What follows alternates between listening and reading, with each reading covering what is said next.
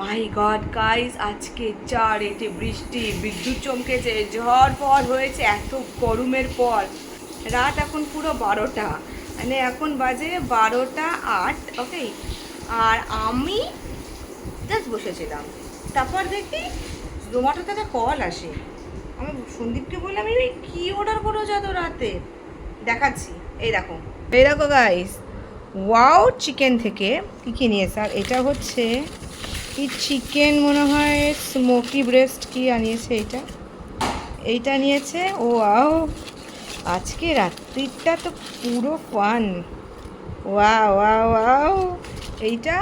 আর এখানে রয়েছে chicken strips, chicken wings, peri peri chicken fries, এইগুলো।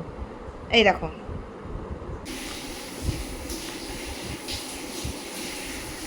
হ্যাঁ,